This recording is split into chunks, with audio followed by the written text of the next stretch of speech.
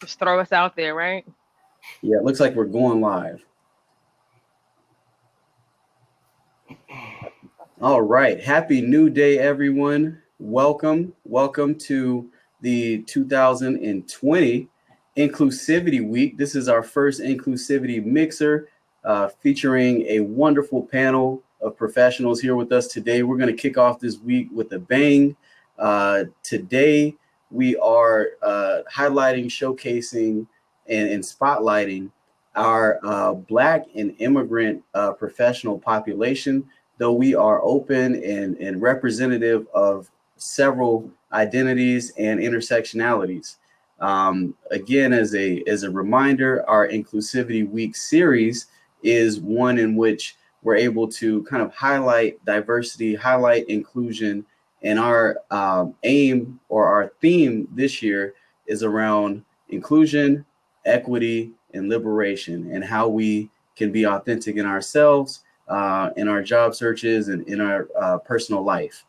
My name is AJ Simmons. I'm an assistant director at the University Career Center, and I work with students in the arts, media, and design career community, but I also have the great privilege of being able to help coordinate this Inclusivity Week. Again, as I mentioned, we're joined today by a wonderful panel. And, you know, they're so wonderful, in fact, that I know that we had anticipation building up as we got our technical situation squared away. And I'm sure you guys are more than enthusiastic about hearing from them. So I'll go ahead and just very briefly make some introductions so that we're all familiar with our team here. First, I'd like to introduce Lori Allen, who is a Human Resources Director for Carrier Enterprises, which is a subsidiary of the largest independent HVACR distribution company in the world, Watsco, Inc. CE has approximately 200 plus locations throughout 28 states, Puerto Rico, the Caribbean, Latin America, Mexico, and Canada. In this role, she is responsible for leading all facets of human resources, including talent and acquisition, leadership development, diversity and inclusion, compensation and performance management. In her 9 years at Carrier, she has been instrumental in driving the overall effectiveness and strategy of the HR organization, guiding leading development for high potential talent, oversight of employment engagement, workforce analytics, and building the capacity to meet the ever-changing demands of a dynamic business strategy. Prior to joining Carrier Enterprise, Lori has held key HR roles at United Technologies Corporation, which is number 51 on the Fortune 500 list, Bank of America, which is number 9 on the Fortune 500 list, and Flex, which is also a Fortune 500 company. With over 20 years of progressive human resources and leadership development experience, she has held pivotal roles with global accountability and has helped organizations create customer-driven cultures based on employee accountability and ownership. She is an active member of Zeta Phi Beta Sorority Incorporated and has served in numerous roles, including holding office on her chapter's executive board and numerous committee chair positions. She was twice recognized as Committee Chairperson of the Year. She is also an active member of the Junior League of Charlotte, where she has been on committees supporting local nonprofit organizations, including the Center for Community Transitions and Thompson Child and Family Focus. She served as the chairperson for a community service initiative at Flex that awarded over $250,000 annually to local nonprofit endeavors.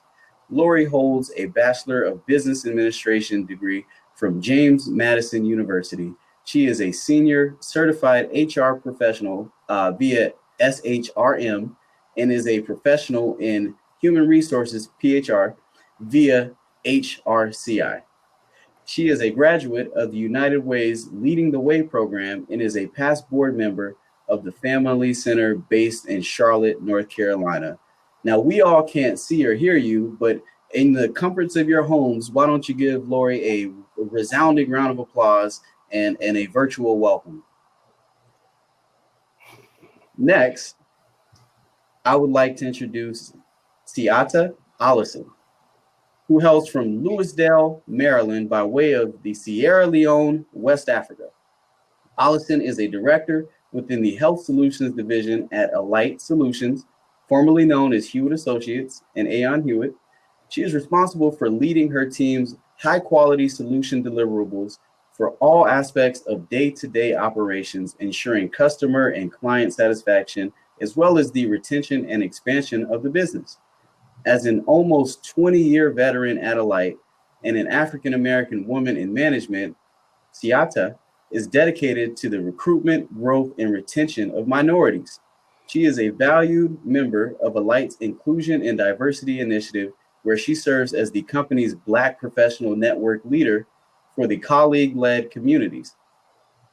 Iata's leadership and program implementations have led to the improvement of racial and ethnic diversity in the workplace.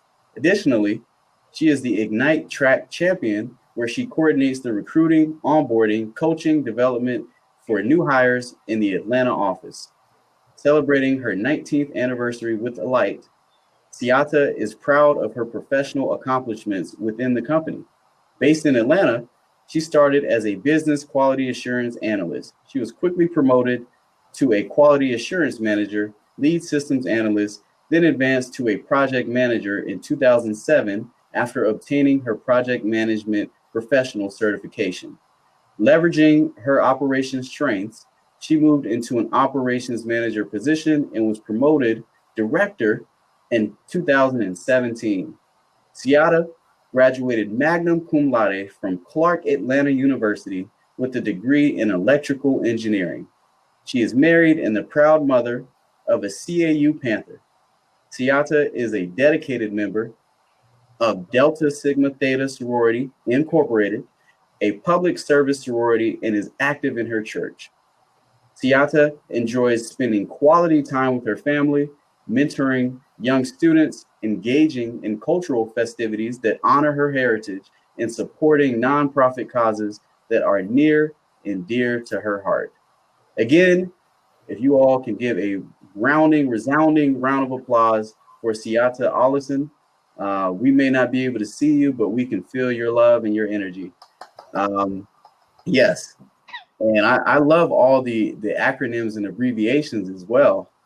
And at this time, I would like to introduce our very own Rainin Thompson, who is with Target and is a senior operations manager, or has been a senior operations manager, production controller, operations manager, fulfillment center manager, with over 5 years of experience and a consistent record of top performance, also possessing the ability to motivate team members along with process managers. And we know how important that is in any workplace.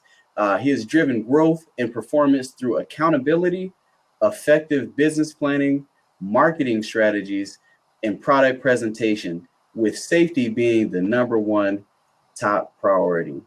Everyone, if you would, give Rainin a resounding round of applause. Excellent. So these are our panelists. We anticipate potentially having one more panelist join us as we navigate these new virtual times that we're living in. So I will take just a second to introduce her to you all. Ms. Toya Hall is the Senior Associate Director of Recruitment at Uncommon Schools, a network of 55 public charter schools across New York, New Jersey, and Massachusetts. Toya is responsible for developing a comprehensive best-in-class talent strategy to recruit instructional, school-based operations, leadership, and network office staff. Previously, Toya served as a school manager at Black Femme, where she developed and facilitated wealth and financial literacy education to K-12 students. Prior to her time with Black Femme, Toya taught 3rd and 5th grade for 3 years at a district public school in Houston, Texas, and 2 years in New York City. Toya earned her MA in International Education from New York University and a BA in Political Science and African American Studies from the University of North Carolina at Chapel Hill. You all please give a virtual resounding round of applause for Toya Hall. All righty. Well, here we are. Thank you all again for being here with us, making yourselves available and taking the time to share your experiences and your journeys with those alumni who can truly benefit from those experiences that you share. So as we kind of kick off here, I'd like to start off with a question around, in what ways have you been able to demonstrate the value that you bring to an organization with your identity? And this question is for all of our panelists. Please feel free to jump in and answer at your. I'll start. I think I bring a unique perspective to my organization, especially in my current role. Not just because I'm a female, not just because I'm a person of color, but I feel like I bring my whole self to the table, meaning I have a lot of a host of varied work experience from several different industries, including financial services, IT consulting, manufacturing, sales and distribution. However, because I am a female and I am a person of color in a key role in my organization, especially as it pertains to talent acquisition and employee engagement, I think it's easier for me to drive and initiate important, vital conversations that others in the workplace might not be as comfortable doing so. Maybe they may feel like it's not politically correct. They might be, a little uneasy about bringing up certain topics. So I do think that definitely, is one of the ways that I bring value to the organization. Especially when it comes to hiring, I'm more in a seat of looking at, what are we doing each day in things big and small to create an inclusive environment. And again, I feel like, especially in my organization today, it's very few people that look like me at the leadership level. Part of that is because of the industry that I'm in. So I am usually the one proactively bringing up those types of conversations. Are we asking ourselves, why would a diverse candidate want to come work for us? I'm asking those questions.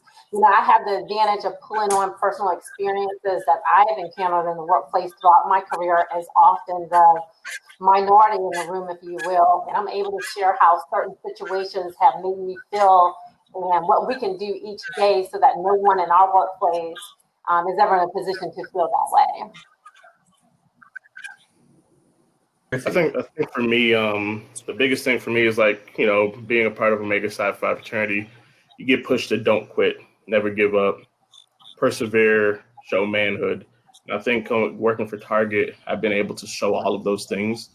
And like Lori says, I've been able to be my authentic self when looking at hiring, when looking at answering certain questions, especially with the world as it is right now. I've been able to truly have that extra voice and show what it really means to me, what this change is going to do, what this focus is going to do. So I think bringing that perseverance and uplifting others and helping Target see the bigger picture has been really good within my career, especially lately with all the new programs we have coming out. We've really had a focus on diversity, and I've been able to truly let them know how it feels to be in this time and how we can help bridge that gap to make people in the workplace feel more comfortable. Because also with me, there's not many like me in my position as senior manager, and I could be that face to help others below see that, hey, it is possible to get there, and this is how you need to do to get there, and this is what you need to do to get there. So I think I'm with my identity, my authentic self every day. And I'll speak to this question a little bit. So I think from even the time that I started, one thing that I've been able to come in to the organization is to jump in and be involved. And the one thing that always resonated for me from the time I've come in is that we've always had a culture for inclusion and diversity. I've been able to be involved from that from day one. I haven't had to, anytime there was something that we wanted to offer up as a suggestion, it's been supported. And the one thing that I always oftentimes tell students as we're doing interviews, anything when this question does come up, is if you have to go looking and searching for any type of organization that has any type of initiative within diversity and inclusion, you might want to consider another organization. The one thing that we're very proud of here at Alight Solutions is that this is one of our target areas. We have someone that's actually over this particular area, and we value it very much so, to the point where we meet, we talk about things regularly, support things from an inclusion and diversity perspective, and I'm able to also bring that into the hiring that I'm a part of from day to day, and even more so, we even have a director that's involved with diversity and inclusion because we know that things like this matter, and we don't want to leave some of the things like our HBCUs and other things out. So that's one thing that resonates for me when you talk about culture and what I've been able to bring here at the organization. Excellent. Yeah, I'll also jump in really quickly. So at Uncommon Schools, I would say our biggest thing is that diversity, equity, and inclusion is a priority. It is part of our 5 pillars. It is in everything that we do and how we look at ourselves. I think the African proverb comes to mind for me of you can't be who you can't see. And since I am in the educational space, we want to make sure that all of our scholars, starting from kindergarten all the way up to their senior year in 12th grade, know and see people who look like them. So they know that they have the opportunities to be the people who they see every day, from the teacher to the janitor to the principal to the director of operations. No matter who you are looking at, you should be able to see yourself through them. So Uncommon Schools prioritizes having a culture of diversity. That means that from the recruitment perspective, we are looking for diverse candidates, not only through race and ethnicity, but also through ability, through socioeconomic status, things of that nature. And then once you join the Uncommon family, it doesn't stop from there. Everything that we do has a DEI lens. So when we're looking at the curriculum that we are teaching our scholars, it is through a culturally responsive lens. When we are talking about the policies and having different affinity groups, right? We have that on not only the parent level and the scholar level, but we also and our leaders and our home office, which supports all of our 55 schools across our 3 states. And so when we say diversity, equity, and inclusion, we truly mean it at Uncommon. And I would say the part that I really want to hark on is that it's right. So given the state of America in which we are currently in, we are now reassessing what does it mean to be a diverse, equity, and anti-racist organization. Even though we've always been thinking about it, we are always seeking to, 1, be reflective, 2, ask ourselves those really difficult questions, and then apply or seek assistance from other organizations to ensure that we remain as equitable as possible. Amazing. Thank you all for that. So I'm hearing, being yourself, being your authentic self, and showing up. I'm hearing maybe asking those challenging questions. I'm hearing being involved with organizations that have a focus on that in the first place and keeping in line with that. So these are all different ways in which, you all have shown your value in the workplace. Kind of pivoting a little bit, what challenges would you say you all have faced, maybe in part or in full, because of the identities that you wear? I can start there. To say that there hasn't been or there never are challenges would be an absolute untruth, right? Like, I think the one thing that we have to oftentimes shoulder is having to wear and bear that skin for everybody else that's in the culture, so to speak. So there is always a sense of responsibility when walking into a room and having to be in that space and how you represent yourself. And oftentimes having not to think of, well, is this the reason, why this opportunity didn't come? To say that that's not something that's thought of, again, I would be, lying to this panel. So I think some of the challenges that I probably have had is being able to from initially first coming in, is to try to see where I can find that mentor or that opportunity for someone to be able to get some of that career advice from, or how I can engage and be able to move up in the organization. It was a challenge, but it still yet was my role that I had to accept in order to proactively reach out in order to get some of that what I needed. Not always having to rely on someone to basically hand it over to me. You need to also be able to open up and say, here's what I need, and go seek that so that you can get your opportunity. So that was probably one of the challenges I think that I had, is just being open enough to be able to know, here's where I see things, and be able to engage with others that, oftentimes, sometimes it didn't always look like me, right? In order to get what I needed. So that to me was one of the challenges that I probably faced when I came in. And then having to bear that on your shoulder, to say that when you do walk into the room, and sometimes you are the most senior level, Black person, that's something that's difficult, that others probably don't always experience, but it happens, and you deal with it, and you still walk in every day with being able to deliver and show in the work and what you do from day to day, so that you can erase some of those perceptions that could be out there. Yeah, that's great. Yeah, I would like to definitely echo what Seattle just said. As I progressed throughout my career, there have been fewer women and even fewer people of color and of different ethnic backgrounds and seats at the leadership table. Even though it's, here we are 2020, I feel like sometimes doors are still opening. We still in certain situations have more work to do. My current employment situation is very unique. Like I said earlier, the industry that I am in is HVAC, which is heating and air. It is a very much so a overwhelmingly white male dominated industry. I am one of the very few, I'm actually only one of two women that are on the leadership team. And I'm actually the only person of color on our leadership team. Again, part of that is just because of the industry.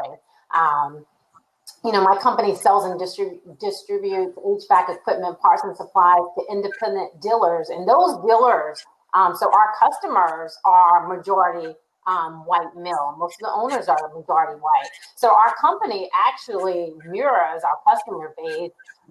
Although we are currently working very diligently to have more diversity within our employee population. But this dynamic has actually led to some very interesting situations for me as a woman of color in this industry. Both employees and customers, when I go to dealer meetings and things like that, people sometimes are taken aback that I'm a woman of color in this industry. I've actually had employees, and again, here it is 2020. We have locations throughout my region that I cover. We're throughout the Carolinas and Tennessee. And we are in a lot of rural areas as well as big cities. But I've actually had employees that work for my company who have told me, hey, you're really the first woman of color I've ever really had an in-depth conversation with. And I'm like, oh my God, it's 2020. Like, what do you mean you haven't had an in-depth conversation with a woman of color? So although I found these realities, very sobering, especially considering it, 2020, I've always make sure that I use those opportunities to have worthwhile discussions with people so that people understand that at the end of the day, we're more alike than we are different. I guess I'll go next. I think the biggest challenge for me was personal, because coming through Target, you didn't see like Toya said earlier, if you don't see that face that's like you ahead of you, you don't really think that's attainable. And I think the challenge for me was like, forget that narrative and go after everything you want to go after, and push and push and push to get there. And I think now that I'm there, another challenge for me is to like prove that it was a great move and show that those under me, like, hey, we belong here. We can succeed here. We can do anything that we put our mind to. It doesn't matter if there wasn't anybody there before you. You need to be that first stepping stone to help others get to that next level. So I think it was more personal of just trying to like break those barriers in my own head, because Target had the doors open. They weren't stopping anybody, but a lot of people were not feeling like they was attainable just because they didn't see it. So I think now that I've been able to break that, now it's just I need to be that prime example for others so they can continue to keep pushing to that next level. Yeah, mine was similar. Mine are all personal as well. So my first challenge was, I would say, what I called building my board of directors. So those mentors that I could look up to would allow me to, one, know the politics of the space that I'm about to enter as a senior director. And then two, like just for me, like, what are those transferable skills? How do I become more confident in articulating my point? To ensure that it lands the way that I intended to. And so it took me to be very creative in building directors and that support. So if I run into a difficult situation, I have somebody that I can talk to who looks like me, who may have experienced some of the things that I have experienced as a Black woman at Uncommon, help me navigate the space. So that was one challenge, is finding other people who look like me. And then two, I would also say my biggest challenge has been imposter syndrome, right? So being one of few, when you get into that space, similar to what Mr. Thompson said, you want to make sure that like everyone knows that you deserved that space.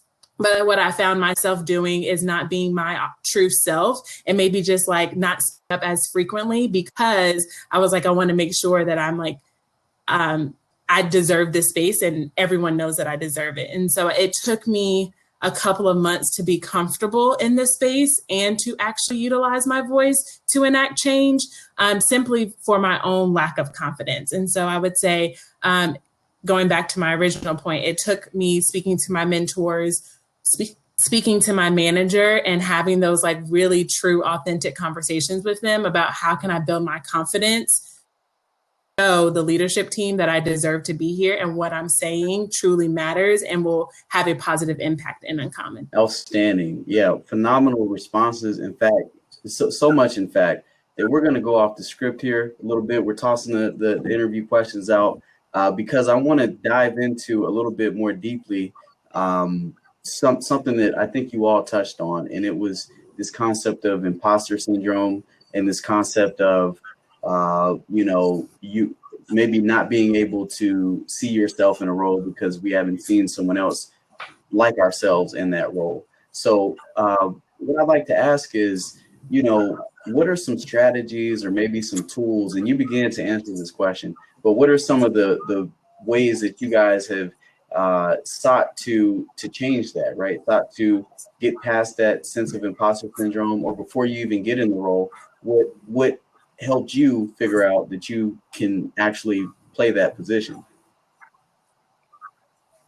For me, just constant communication with my higher leadership. So I would have one-on-one sessions with my HR manager and my GM, just to see like where I stand and what I need to work on, and constant communication. So I would, and then it wasn't them setting up meetings with me, it was me setting up meetings with them, because I own my own career.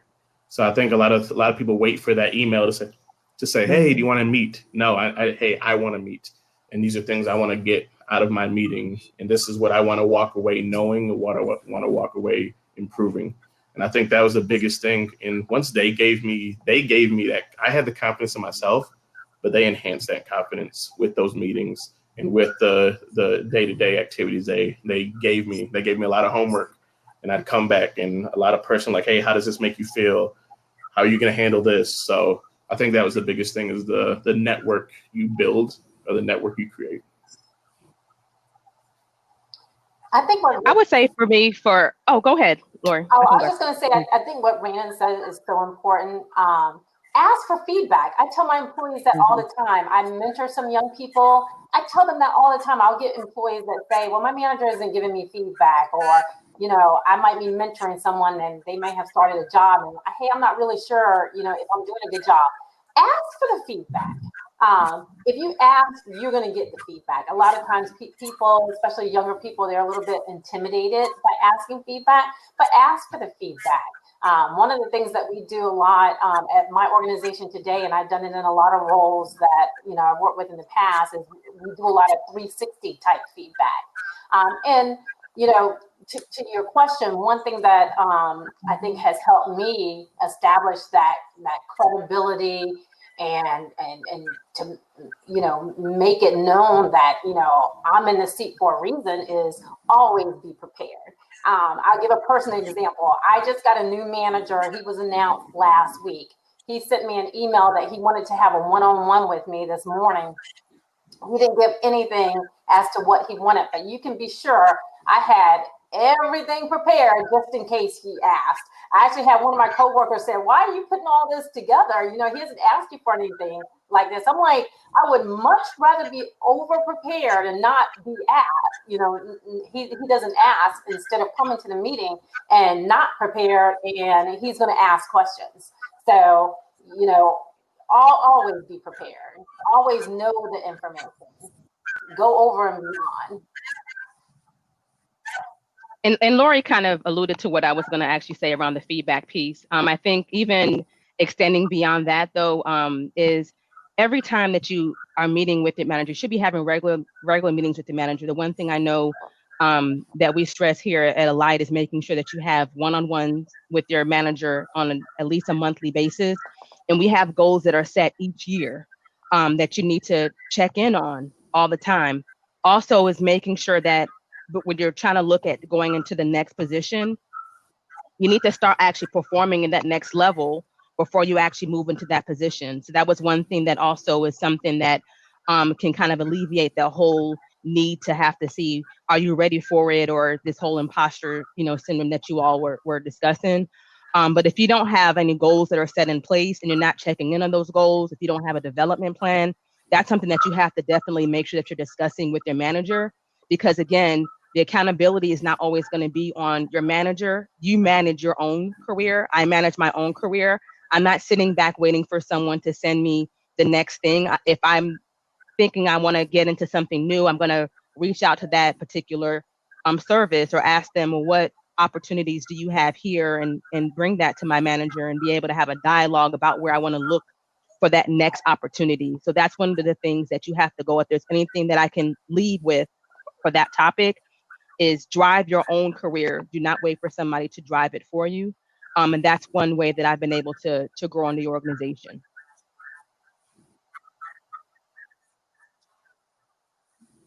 Yeah, everybody said great things. I would say to reiterate, proactively think about how you can close gaps. So think about what streamlines of your work may not be as efficient as they should be. Proactively come up with a strategy and present that to your manager.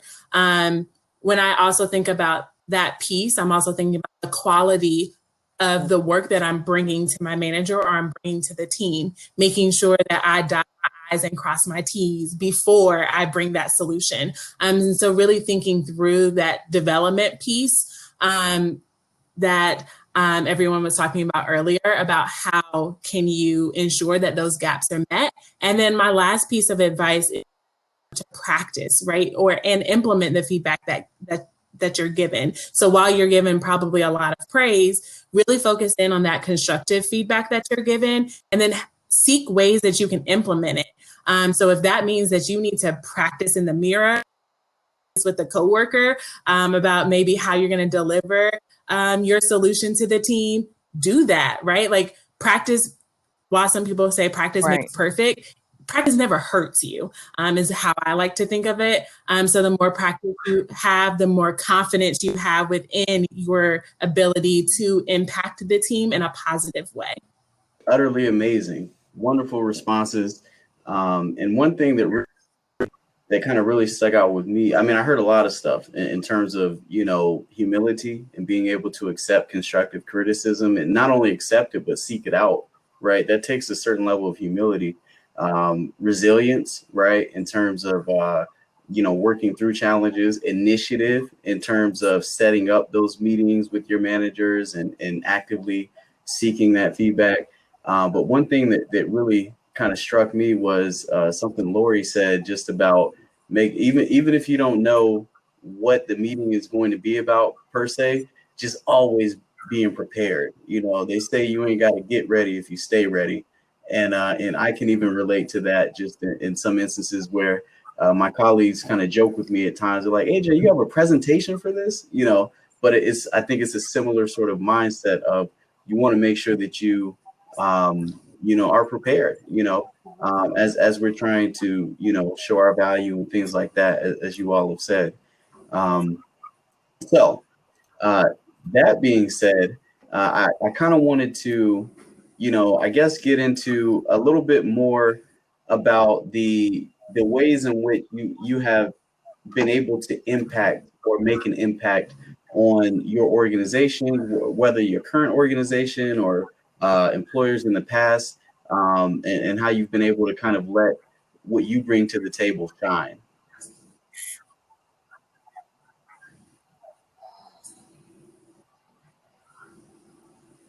And this is a intentionally open-ended question.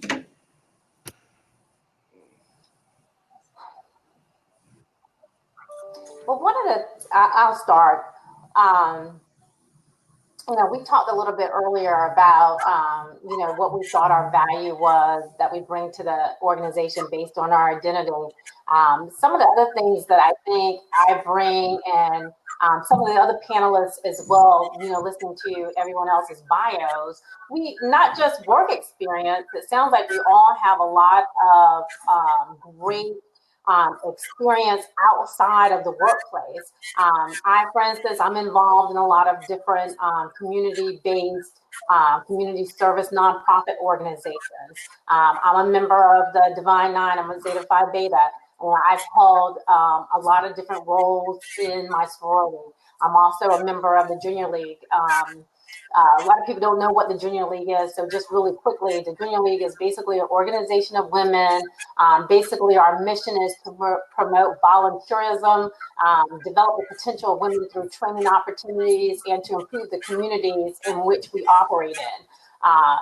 So both of those organizations have allowed me to develop a lot of invaluable skills centered around leadership, team building, professional growth, that I'm able to bring those skills that I have acquired from those opportunities into the workplace.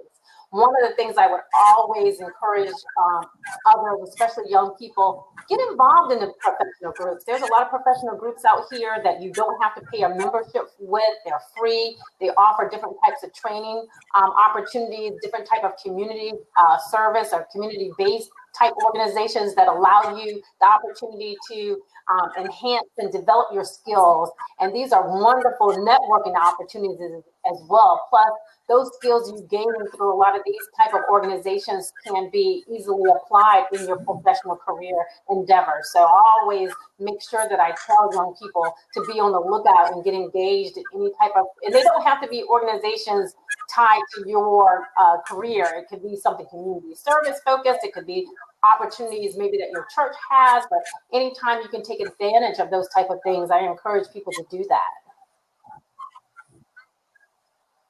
And then listen to the question again, like you said, what ways have I impacted or what ways have we impacted our organization? I think like, especially again, it's with the world as it is right now, with everything going on, I've been able to bring a different light to it. Not everybody can always relate, and you always assume people can't relate, and that's incorrect as well. So we actually start all our meetings with the diversity, like a diversity statement of something that we noticed that happened diversity-wise, and how did that make you feel, and how did that open your eyes to things? And I think we've even had a couple region, like we call it Region 2 in our building, but we had a Region 2 department meetings where we're starting to implement more procedures to help diverse members, you know, Black, immigrant, Asian women, every class, just to help broadcast them and not just have a monthly Black History Month focus, but have something more often. So I think I've been able to bring more like a realistic, like, hey, this is how I feel. This is how these things have made me feel. This is what doing this makes me, this is how this impacts me. This is how it's going to impact others. So I think I've been able to bring them like a real like view of how I personally feel about things. So I think that's helped a lot.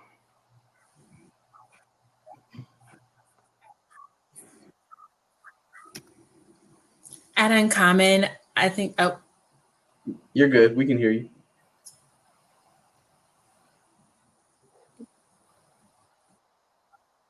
Oh, sorry. At Uncommon, I think I have brought this idea of, while professional development is Uncommon's bread and butter, right? Everybody gets professional development, not only from our teachers, but also from our staff members. I think what I've brought to the table is this idea of, while professional development should be prioritized, so should someone's personal development. What do I mean by that? So it's like people care, or what motivates me is my friends and my family and my faith, right? And so instead of just asking, hey, Toya, what was a big win and a challenge professionally this week? Instead of that, it's been, what is a win and a challenge both personally and professionally? So it's like developing that culture where we're caring about the whole individual, not only what they are bringing towards the company professionally, but like what excites them and what motivates them personally. Because what we have found is, if you really care about the individual on a personal level, it allows them to feel like they are a larger puzzle piece. And it does positively impact the quality of work, or increases their quality of work to the whole organization. So I think that like culture piece of the personal and professional is what I've brought. And then a second piece that I think I've brought to the team is this going above your job description. And so what do I mean by that is, yes, I'm a recruiter. I have to attend events like this, right? Or I have to seek out organizations that are mission aligned with Uncommon, and talk to students who are interested in learning more about Uncommon and the diversity work that we're doing at Uncommon, which is great. But what is that extra piece that I can do for students that allows them to get that interview, or to receive that phone screen, or even make it to the last round? And so it's that, again, going back to that personal piece. As you see, personal is like my stream. But I would say, like, let me look at your resume and give you a piece of advice on how to improve your resume. Oh, you want to give those responses in your application? Would you like me to review it before you submit? Give you tips on tricks and how you can take it from good to great. Oh, you made it through to the phone screen. Congratulations for you. Let's celebrate together. Know that you have a partnership through this interview process. You're not in it alone. So like when you're hired, oh, congratulations. Let me hop on the phone with you and just like be excited for everything that you did. From it's the, oh, and when I first got introduced to you, you told me that you were really interested. Maybe when you make it to the second round, I'm also, not only am I going to congratulate you about making it to the second round of the interview process, but I'm also going to ask about, how did that tennis meet go that you had a month ago? So again, it's those personal pieces that I think I provide to the team that allows people to see, like, yes, we all think the work is important. Yes, we're all driving that. But ultimately, it's about the entire individual, because that entire individual is showing up to work and really bringing their full self to work, which then means that we need to care about the full individual. Excellent. And I'll repose the question again there for you, Siata. We were asking what impact have you made, in your organization, your other efforts, community stuff, what impact have you been able to make as an individual? Aside from being able to log into the panel, come on. Sorry, guys, I lost video connection. Impact that I definitely have made is, from the time I've been able to come into the organization, I think I alluded to this before, been able to be a part of something that we've had here from the time we've been Blacks at Hewitt Associates, and we had Blacks United in Leading Diversity. So I've been able to bring all those things, and we've done things impactful even locally in Atlanta, where we've been able to, do Hosea Feed the Hungry and Homeless. So just all those type of community efforts that have been supported by the organization. So that's one way that I've been able to directly, in my mind, give back not only to the community, but also to kind of let others see exactly what the company has done as a whole. I mean, it's brought things that I value even in my day-to-day, being allowed to bring those things to work, because one thing that we do, definitely do care about a lot is making sure that we not only have the day-to-day work, but also the community efforts. We have where they've had the company match for different things that if we wanted to support, that's always been around and been supported.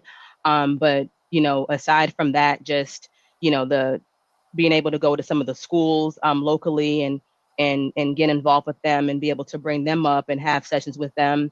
I've also been able to go to some of the local universities, been able to conduct like resume reviews, and then also, mock interviews, those type of things to show that as an organization, we care about, what's around us and the fact that we're bringing them up to eventually, hopefully be good, associates or colleagues someplace. So those are some of the things that resonate for me when you talk about what I've done in the past. So tremendous. And one theme that I noticed all of your responses was this dedication to helping others and pushing others along. And it just sticks out to me, this concept of Ubuntu, which is I am because we are, and we do move forward together. So at this point, I want to ask maybe the most important question of the whole panel. Don't, if it's too heavy, you guys can log off. If you could be any vegetable or any fruit, what would it be and why?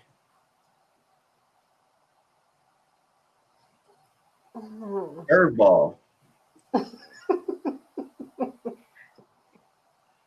I think I have something. Vegetable or a fruit? I feel like I've heard this before. Well, I don't know what this classifies as in what category. But I'll say I'll be an onion. Okay. Vegetable. Okay, vegetable.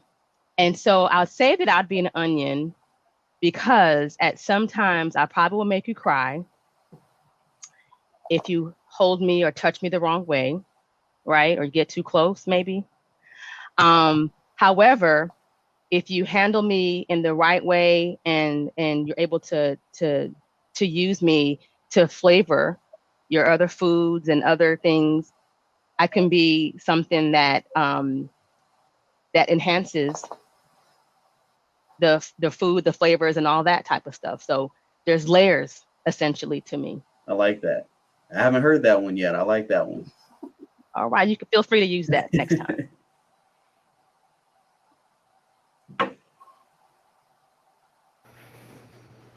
I may have stumped the panel, everyone. I think I would have to say, I don't know why really, but maybe a lemon, just hard, can't be sweetened. Yeah, I have to go with the lemon. I like it. Good old citrus fruit. It goes good with tea.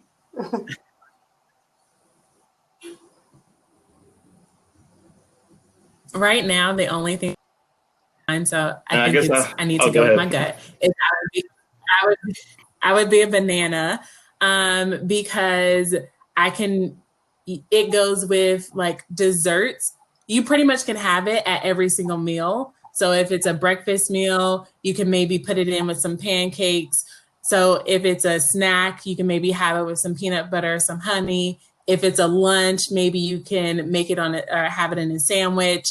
If it's a dessert, maybe you can have like some banana bread or like banana pudding. And so I would say that speaks to my diversity. No matter where you put me, I always can find a way to impact the larger thing in mind, or the larger, like, I guess, whatever you're trying to make. That was excellent. Yeah. Hey, mine's gonna be simple. I'm just gonna be an orange because it gives you vitamins. It gives you vitamins and minerals to help you grow. Yeah. So All right. There it is. There it is. Well, thank you all for Yes, nutritional facts. there you go. thank you all for indulging us with that. Figure we close out our panel with a little bit of levity. But again, I want to thank all of our panelists, Lori Allen with Carrier Enterprise, Siata Allison with Alight, Toya Hall with Uncommon Schools, and Raymond Thompson with Target. Want to thank you all again, and ask that at this point, everyone go ahead and move into the next portion of our inclusivity mixer here, which will be an opportunity for everyone to visit the different employer booths that I'm sure everyone's anxious to get into, or you can, if you would like to, participate in our networking session, where you would be randomly assigned with others on this platform today to network, and you can choose to exchange information and so on. If you'd like to, so there are really three options. If you'd like to continue on, perhaps ask questions of our panelists, you can also go into the sessions feature and then find the respective booth for whichever panelist you'd like to engage with and ask them follow-up questions. At this point, I'm going to go ahead and release everyone to either the sessions, the networking, or the expo booth feature. Thank you all. And thank you. Thank you. Thank you.